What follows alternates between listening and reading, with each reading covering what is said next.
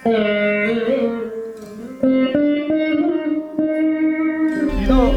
ನನ್ನ ಪ್ರಕಾರ ಇದು ಗರ್ಭಗುಡಿಯೇ.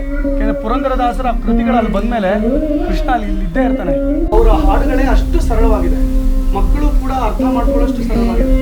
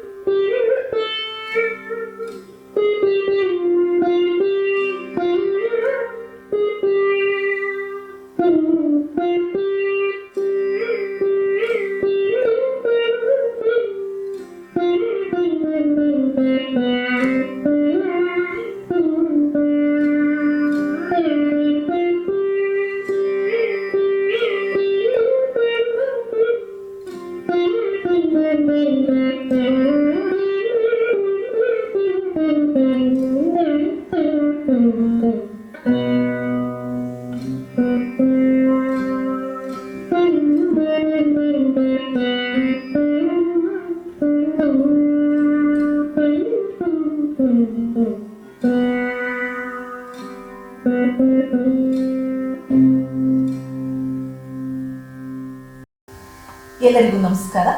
ನಾನು ವೀಣಾ ವಾರುಣಿ, ವೀಣಾವಾದಕಿ, ಗಾಯಕಿ ಹಾಗೆ ಸಂಗೀತ ಸಂಯೋಜಕಿ. ಕಲಾ ಬಂಧುಗಳೇ,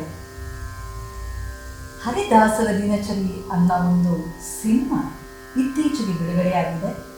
ಈ ಸಿನಿಮಾವನ್ನು ನಾನು ಕೂಡ ನೋಡಿದ್ದೇನೆ. ಅದ್ಭುತವಾಗಿ ಸಿನಿಮಾ ಮೂಡಿ ಬಂದಿದೆ.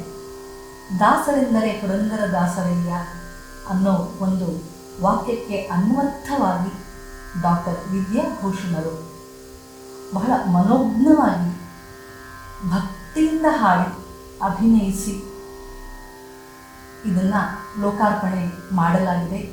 ಈ ಸಿನಿಮಾದ ಚಿತ್ರೀಕರಣವು ಕೂಡ ಅದ್ಭುತವಾಗಿ ಮೂಡಿಬಂದಿದೆ.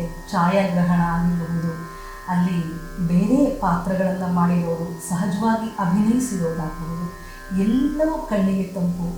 ಆ ರೀತಿ ಈ ಚಿತ್ರ ಮೂಡಿ ಬಂದಿದೆ. ಈ ಚಿತ್ರದ ನಿರ್ಮಾಣ ಹಾಗೂ ನಿರ್ದೇಶನ ಶ್ರೀಯುತ ಗಿರೀಶ್ ನಾಗರಾಜ್ ಅವರು. ಇಡೀ ತಂಡಕ್ಕೆ ನಾನು ಅಭಿನಂದನೆಯನ್ನು ಹೇಳ್ತಿದ್ದೀನಿ. ಹಾಗೆ ತುಂಬ ಜನ ಇದನ್ನು ನೋಡಿ ಬಹಳ ಇಷ್ಟಪಟ್ಟು people are going crazy about this film ಅಂತ ಹೇಳ್ಬೋದು.